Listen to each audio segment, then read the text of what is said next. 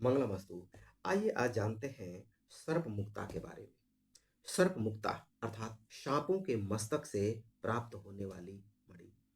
ये सर्प इस संसार में बहुत प्रकार के पाए जाते हैं, परंतु भारतीय शास्त्रीय ग्रंथों में कुछ मुख्य प्रकार के सर्पों का उल्लेख है, जिसमें काले, नीले, पीले, श्वेत और सुनहले इत्यादि सर्पों के बारे में वर्णन मिलता है। महाभारत के अनुसार सर्पों के 9 भाई बताए गए हैं। इन 9 भाइयों में सबसे अधिक प्रबल हम बासुकी जाति के भुजंगम को मानते हैं। बासुकी जाति के भुजंगम के मस्तक में ये मोती पाई जाती है। जैसे जैसे सर्प की उम्र बढ़ती जाती है, वैसे वैसे उसके मस्तक में इस मोती का आकार भी बढ़ता जाता है। एक दिन ये मोती पूर्ण रूप धारण कर लेता है और पूर्ण प्रभावी हो जाता है। रात्रि के अंधेरे में या सुबह के समय, ओस पान के समय, जब ये सर्प बाहर निकलते हैं और इस मुक्ता अर्थात इस मणि को उगल करके जब भोजन ग्रहण करने के लिए जाते हैं, बहुत ही चतुराई से इस मोती को ग्रहण किया जाता है। इस मोती को धारण करने वाला और इस मोती को प्राप्त करने वाला दोनों ही मनुष्य बहुत ही भाग्यशाली माने जाते हैं।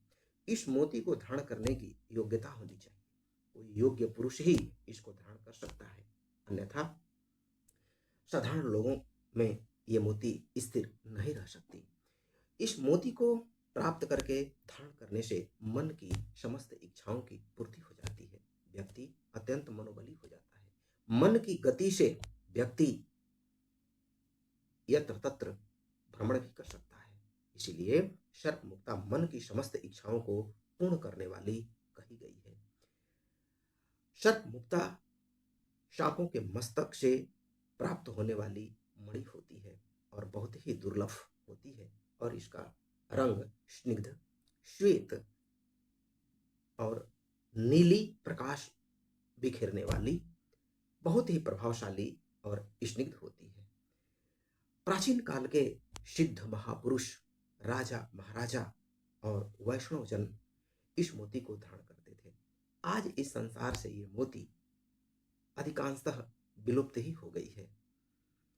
बहुत जगह ये मोती है, लेकिन साधारण लोगों को उपलब्ध नहीं है। आज हमने सर्प मुक्ता के बारे में जानकारी प्राप्त की। आगे हम शीप मुक्ता के बारे में जानेंगे कि शीपों से मोती कैसे प्राप्त की जाती है और किस शीप के अंदर मोती होती है। तब तक के लिए धन्यवाद। मंगलमस्तु। ऐसे ही जानकारी प्राप्त करने के लिए चैनल को लाइक करें, सब्सक्राइब करें। नारायण हरि।